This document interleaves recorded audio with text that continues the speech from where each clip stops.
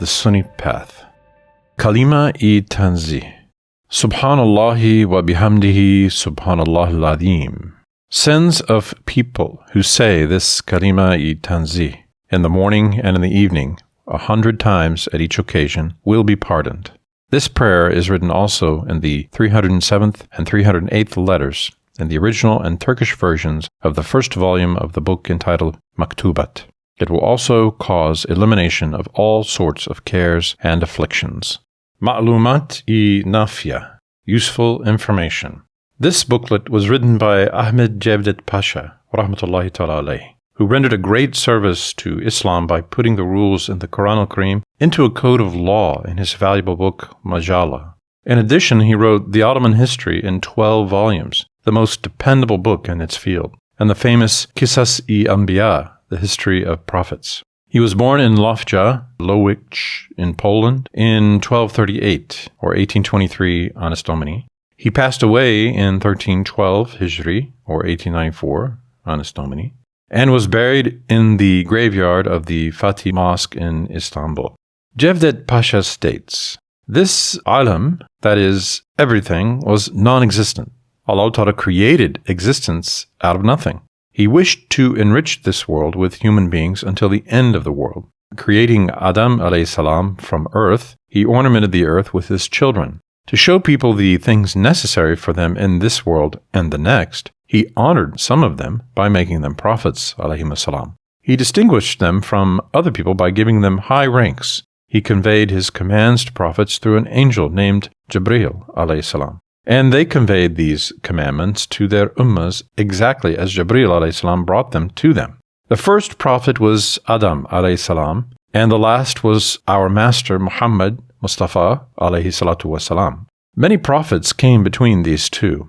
Only Allah Ta'ala knows their number. The following are the ones whose names are known: Adam, Shis, Idris, Nuh, Hud, Saleh, Ibrahim, Ismail, Ishaq, Isaac, Yaqub, Jacob, Yusuf, Joseph, Ayub, Job, Lut, Lot, Shuaib, Musa, Moses, Harun, Aaron, Daud, David, Sulaiman, Solomon, Yunus, Jonah, Ilyas, Elijah, Alyasa, Dhul-Kifl, Zachariah, Yahya, John, Isa, Jesus, Muhammad, Mustafa, alayhimus salatu wassalam. 25 of these prophets, with the exception of Shis, alayhi salam, are named in the Quran al-Karim. The names of Uzair, Luqman, and Dhul-Qarnayn are also mentioned in the Quran al-Karim. Some scholars of Ahl Sunnah said that these three, and Tubba and Khidr, were prophets, while others said they were awliya. Muhammad alayhi salam is Habibullah, Allah's most beloved. Ibrahim alayhi salam is Khalilullah, the beloved of Allah. Musa alayhi salam is Kalimullah, one with whom Allah spoke. Isa alayhi salam is Ruhullah, one whom Allah created without a father. Adam alayhi salam is Safiyullah, one whose fault was forgiven by Allah. Nuh alayhi salam is Najiyullah, one whom Allah saved from danger. These 6 prophets are superior to other prophets. They are called the Ulul Azam. The most superior of all is Muhammad alayhi salam.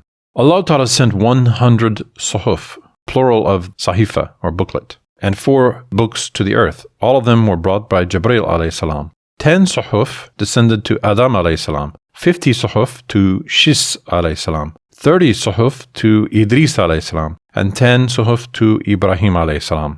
Sahifa in this context means a small book or booklet. It does not mean one face of a sheet of paper, which we know.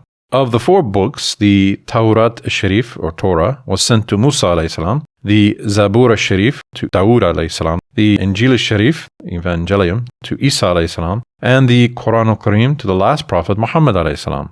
During the time of Nuh alayhi salam, the flood took place and water covered the entire world. All people and animals on the earth were drowned. But the believers who were on board with him were rescued. Nuh alayhi salam, when boarding the ship, had taken 1 pair of every kind of animal, from which today's animals multiplied. Nuh alayhi salam had his 3 sons on board the ship: Sam, Shem, Japheth, Japheth, and Ham. People on the earth today are their descendants. For this reason, he is called the second father. Ibrahim alayhi salam was Ismail's and Ishaq's alayhi salam father. Ishaq alayhi salam was Yaqub's father. Yaqub alayhi salam was Yusuf's alayhi salam father. Yaqub alayhi salam was called Israel. For this reason, his sons and grandsons were called Bani Israel, or the children of Israel, or Israelites. Bani Israel increased in number, and many of them became prophets. Musa, Harun, Dawood, Sulaiman, Zakaria, Yahya, and Isa alayhimus salam are among them. Sulaiman alayhi salam was the son of Dawood alayhi salam. Yahya alayhi salam was the son of Zakaria alayhi salam. Harun alayhi salam was Musa's alayhi salam brother. The Arabs are descendants of Ismail alayhi salam, and Muhammad alayhi salam was an Arab. Hud alayhi salam was sent to the Ad tribe, Salih alayhi salam to the Thamud tribe, and Musa alayhi salam was sent to Bani Israel. Also, Harun, Dawood, Sulaiman, Zakaria, and Yahya alayhimus salam were sent to Bani Israel. Yet none of them brought a new religion. They invited Bani Israel to Musa alayhi salam's religion. Although the Zabur was sent to Dawood alayhi salam, it did not have commandments, rules, or ibadat. It was full of sermons and advice. Therefore, it did not abrogate or invalidate the Torah, but emphasized it. And that is why the religion, dispensation of Musa alayhi salam lasted up to the time of Isa alayhi salam. When Isa alayhi salam came, his religion abrogated that of Musa alayhi salam, that is, the Torah became invalid. So it was no longer permissible to follow Musa alayhi salam's religion. From then on, it was necessary to follow Isa alayhi salam's religion until Muhammad alayhi salam's dispensation. However, the majority of the Bani Israel did not believe Isa alayhi salam and persisted in following the Torah. Thus, Jews and Nasara separated. People who believed Isa alayhi salam were called Nasara, who are today's Christians. People who denied Isa alayhi salam and remained in disbelief and heresy were called Yahud, or Jews. Jews still claim that they follow Musa alayhi salam's religion and read the Torah and the Zabur. The Nasara claim that they follow Isa alayhi salam's religion and read the Injil. However, our Master Muhammad alayhi salatu wasalam, the Master of both worlds and the Prophet of all human beings and genies, was sent as the Prophet for all alams, worlds of being, and his religion, Islam, invalidated all previous religions. Since this religion will remain valid till the end of the world, it is not permissible in any part of the world to be in any religion other than his religion. No prophet will succeed him. We are, thanks to Allah Ta'ala, his ummah. Our religion is Islam.